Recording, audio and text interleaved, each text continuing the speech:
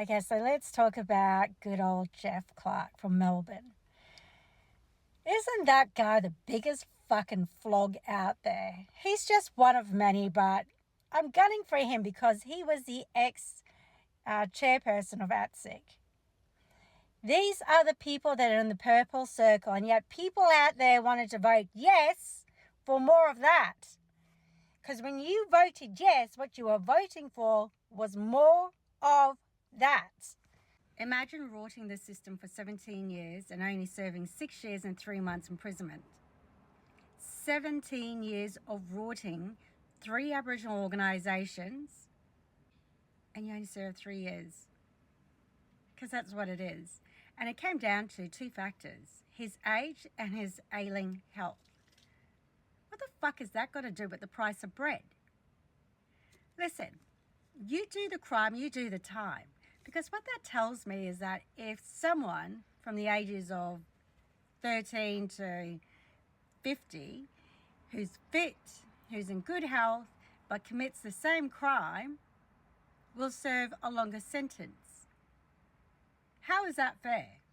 This bloke, Geoff Clarke, has lived a very comfortable life on rorting the system, running his name through the Aboriginal community as if he's some sort of black saviour. He's always on the front foot. When I see injustice occurring, when it unfolds in front of me, I'm there for my people.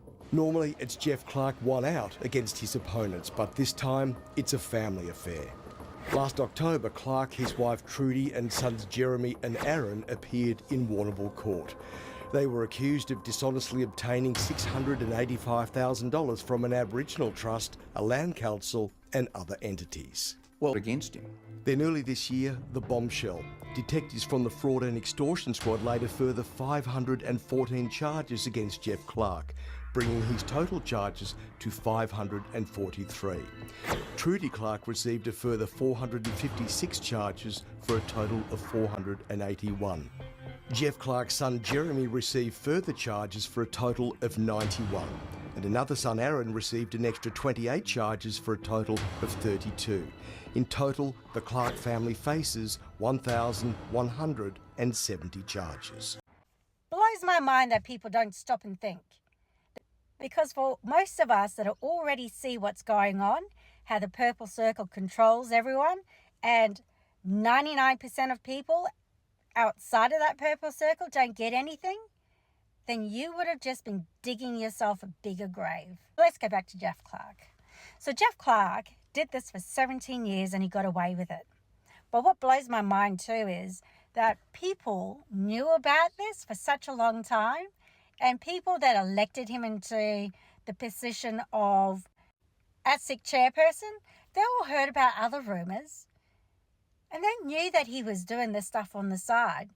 And then he gets his wife and his kids involved, and yet nothing. No one says anything, or they're threatened. So well done to the whistleblowers in this case that came forward. Honestly, you guys are the bomb. It's people like you guys who came out fighting for your rights and fighting for your community so that people like him were removed from positions they should no longer be in and held accountable. And rightly so. So 1971, he was already accused of gang rapes and leading 2-pack rapes and raping young teenage girls as well as women within his community and surrounding area. Now, those conversations and gossips were already spreading through the country like wildfire, but no one said anything or did anything. But a couple of people that did talk up, they talked up in his favour. And Pat O'Shea, who's an ex-magistrate and barrister, was one of these people. I'm absolutely appalled when I kept digging into this information. So she stood up and accused the girls of lying, and it came to his defence. Yet she was a magistrate. So let's move on to 1980s. His cousin Joanne was then attacked by Geoff. She then files a civil law case against him in 2003 off memory, but then she fails because she doesn't have enough evidence, and there's a statute of limitations that she needed to get over the hurdle through the High Court. But because she didn't have enough evidence, they kind of threw it out.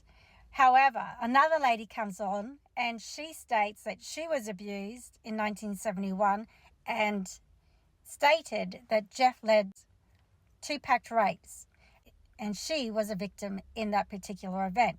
So she then files in 2005, I think. But she wins her case in the High Court, and now the statute of limitation in relation to sexual abuse is no longer standing. So that means anyone in the country can have their cold cases heard. So well done to her and her legal team for overturning the statute of limitations in Australia through the High Court.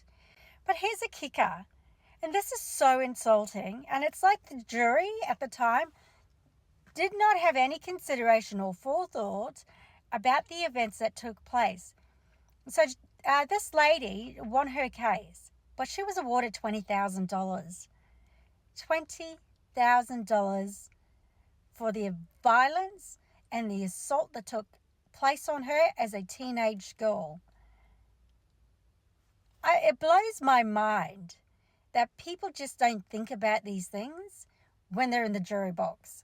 So then he goes on to be found guilty through the civil court. So it's not the criminal court, it's the civil court. So not only is he supposed to pay $20,000 in compensation to this victim, but he's now left with a $300,000 bill that he needs to pay for her legal team. But the cheeky bastard then appeals, which thankfully his appeal did not go through. But he does something even sneakier. And I wonder if he was advised by a particular person to do this. But he files bankruptcy. So that means that she doesn't get her $20,000 compensation. And the legal fees that belong to the victim's lawyers aren't paid. Our judicial system is absolutely disgusting. But yet, in that money, the money that he was stealing from 1 or 2 of the Aboriginal organisations at the time was funding his legal team to take on these cases, which these cases had a suppression order on. But what blows my mind even more is everyone in the circle, when he was the chairperson of ATSIC, all knew the rumours. So they should be held just as much as accountable as anyone else, because they elected someone with a grubby past like that, or rumour mills, and they still chose to elect him. So when you were voting yes, you were voting for this type of behaviour. It hasn't gone. It's still there. So be mindful when you think about voting yes again, because you're voting for the same people that want to keep us oppressed so they can elevate themselves